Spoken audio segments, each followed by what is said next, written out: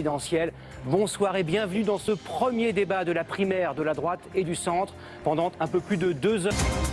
Et pour ça, j'ai une recette infaillible. Gouverner par ordonnance, comme l'avait fait De Gaulle en 1958. Pas les référendums, les ordonnances. Je veux d'abord restaurer l'autorité de l'État. J'en tire la conclusion que l'alternance doit être forte, énergique, immédiate, concrète. C'est-à-dire en baissant de façon massive les charges qui pèsent sur les entreprises et les impôts qui brident les investissements en France. Je pense qu'il faut aller aussi beaucoup plus loin dans la réforme du Code du travail. Ce que je veux faire par ordonnance, c'est une des 15 ordonnances que je veux mettre en place immédiatement, mais on le fait à partir du moment où au niveau national, on a assoupli les conditions du travail. Mais l'avenir de l'emploi, aujourd'hui, pour moi, c'est beaucoup le travail indépendant. Le fait majeur du monde du travail, aujourd'hui, c'est l'émergence du travail indépendant. Pour cela, il n'y a qu'une seule mesure qui marche partout, c'est la baisse des charges. Choc massif de baisse des charges, 34 milliards d'euros. Donc moi je veux supprimer la durée légale du travail, qui ne sert plus qu'à une seule chose aujourd'hui, c'est à déclencher justement les heures supplémentaires. Parce que si les fonctions publiques ne passent pas à 39 heures, alors la référence restera 35 heures, il n'y aura pas d'accord dans les entreprises, et tout ça aura été un coup d'épée dans l'eau. Pour moi, la question centrale, c'est d'empêcher les syndicats, et en particulier la CGT, de continuer de bloquer la vie des entreprises et des salariés, et plus globalement du pays. Moi, je propose une réforme refondatrice de l'ensemble du système fiscal pour qu'on ait à la fois un impôt plus simple, avec un taux unique pour tout le monde.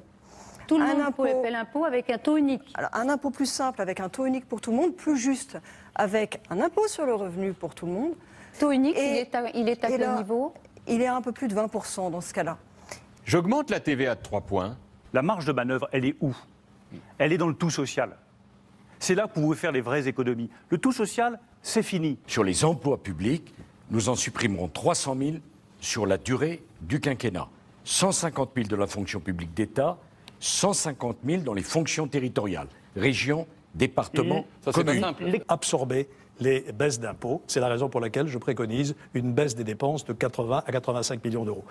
Je préconise 100 milliards de baisse de dépenses publiques qu'il faut chiffrer. Je plaide de la même manière pour la fin de l'emploi à vie dans la fonction publique. Ce sont des contractuels qui permettront à des milliers de Français de venir servir l'État. Monsieur, supprimer tous les régimes spéciaux de retraite. Sur la retraite, moi je propose d'aller par étapes jusqu'à 65 ans. La CGT bloque les rues pendant plusieurs jours. Eh bien, je résisterai et surtout, elle ne bloquera pas les rues. Pourquoi? Parce qu'avant les élections, je dirai aux Français, voilà ce que je veux faire, donnez-moi mandat pour faire cela. Et j'imagine mal que si je suis élu, le lendemain de l'élection, j'agirai vite, le cas échéant par ordonnance, j'imagine mal que des organisations syndicales descendront dans la rue pour s'opposer au choix démocratique que les Français auront fait. Un mot sur la CGT, j'élargirai le service public minimum, les jours de grève. Nous l'avons fait, je l'élargirai aux aiguilleurs du ciel et aux centres de réserve de carburant. Le SMIC actuel, c'est ce que la société française peut faire de mieux compte tenu de sa situation économique et sociale. Je n'envisage pas de réforme immédiate de la Constitution, ça ne me paraît pas la priorité. On peut se draper dans la religion en quelque sorte pour professer des opinions qui ne devraient pas pouvoir être enseignées. Eh bien, je souhaite qu'on se donne les moyens légaux d'agir contre ces gens. Très rapidement. C'est que moi je suis pour un tournant sécuritaire total et que je considère que tout ce que j'entends est très intéressant, mais pas du tout à la hauteur de la demande. Il y a un premier problème dont personne ne veut parler, et pour cause, puisque la droite comme la gauche a diminué les effectifs de police et de gendarmerie. Pour moi, les choses sont très simples. Il faut embaucher 50 000, je dis bien 50 000, policiers, gendarmes, magistrats, gardiens de prison, militaires. 50 000. De mettre préventivement en rétention ces fichiers S les plus dangereux, de façon à ce que nos services spécialisés puissent voir le niveau de leur dangerosité et le niveau de leur radicalisation. Et un radicalisé qui n'a rien fait ne repart pas libre, il est envoyé dans un centre de déradicalisation. On a adopté en 2004 une loi qui a été efficace sur le port du voile à l'école.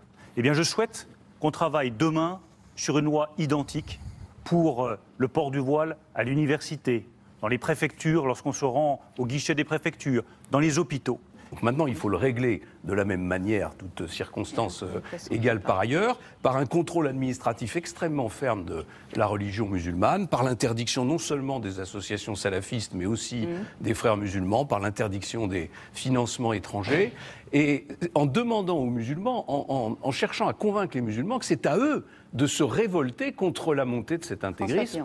Je propose que toute personne qui ne respecte pas la loi sur l'interdiction de la burqa se voit supprimer les allocations familiales et les allocations sociales. Ma proposition, c'est d'en finir avec le droit du sol pour les enfants nés en France de parents étrangers. L'idée, c'est de y substituer une nationalité. Et bien sûr. C'est un des piliers de la démocratie française depuis des décennies. Mais pas depuis si longtemps que cela. L'idée, c'est que bien entendu, si vous êtes pendant l'État français sous Vichy. Oui, non. 200 millions d'habitants dans le Sahel, avec une moyenne d'enfants de 6 à 8 dans les 30 ans qui viennent. La quasi-totalité de l'immigration, c'est pour nous.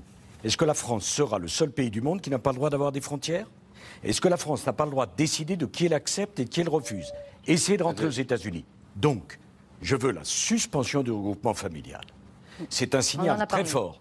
La modification de l'article 8 de la Convention européenne des droits de l'homme. Parce qu'aujourd'hui, un débouté du droit d'asile, s'il est en concubinage avec une Française, aura le droit de rester en France. Est-ce que vous vous engagez à respecter le résultat de cette primaire et évidemment à soutenir le vainqueur? François Fillon, merci de répondre. Oui, évidemment. Jean-Frédéric Poisson? Oui. Jean-François Copé? Oui, évidemment. Nicolas Sarkozy? Oui, sans réserve. Nathalie Kosciusko-Morizet? Alain Juppé? Oui, bien sûr. Et Bruno Le Maire? J'ai peur d'être un peu répétitif là. Oui, bien sûr. Si vous voulez que tout continue comme avant, eh bien vous avez tout ce qu'il faut sur ce plateau. Mais si vous voulez que cela change vraiment, alors choisissez le renouveau. Le renouveau est une urgence vitale pour notre pays. Le 7 mai 2017, le renouveau va gagner et cela ne dépend que de vous.